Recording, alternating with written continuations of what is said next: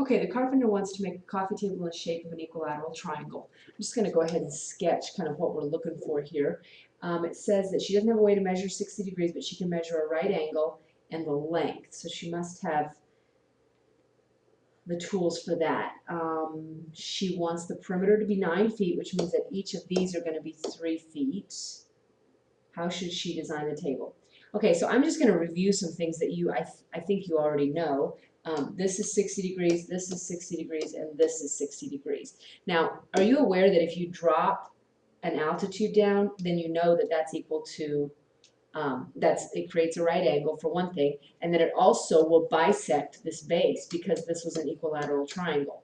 It was an isosceles triangle, actually, also an equilateral triangle. So the idea here is that if you can drop a right angle down and you know this dimension, then you could double it for that side opposite the right angle.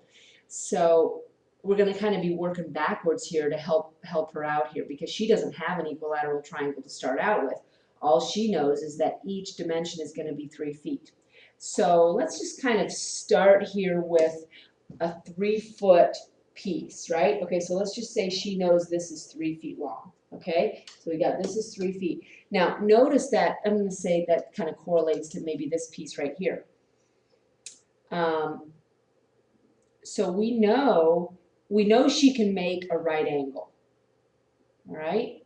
So if she can make a right angle, maybe we should correlate it to this piece right here. But that's going to be a little hard to do as well. So let's just draw a right angle from here. Okay. So we know she knows she can draw a right angle there. Okay.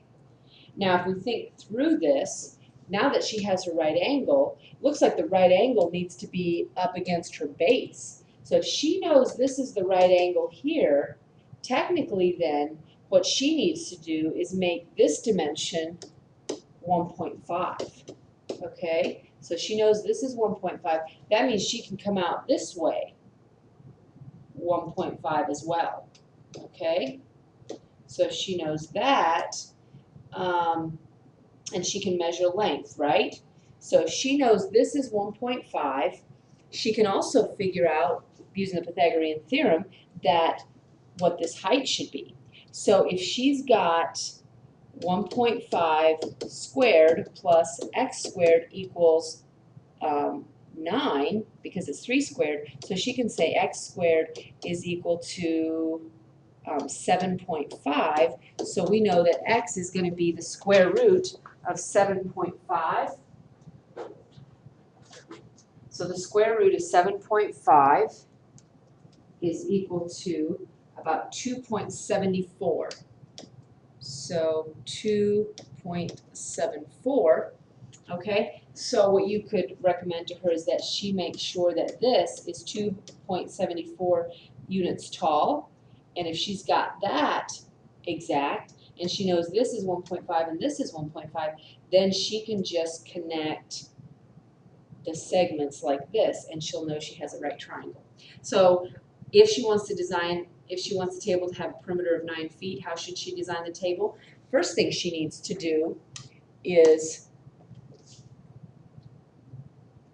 create a right angle from one of her sides.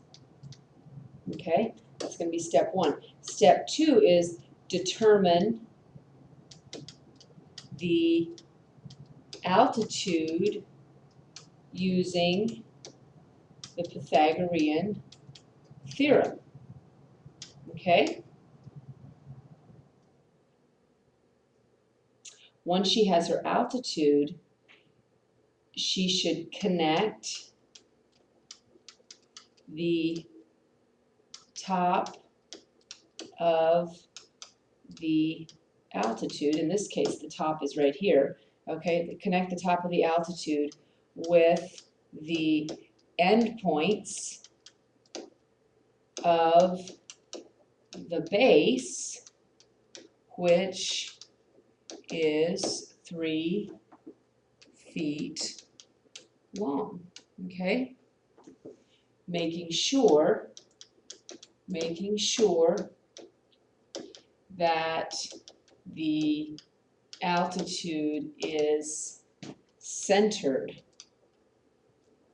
on the base. What I mean by that is that this altitude here needs to be centered on the base. So when she draws this altitude, she needs to make sure she has 1.5 this direction and 1.5 this direction, and then she's got her height. When she connects these guys, they'll all be congruent to one another.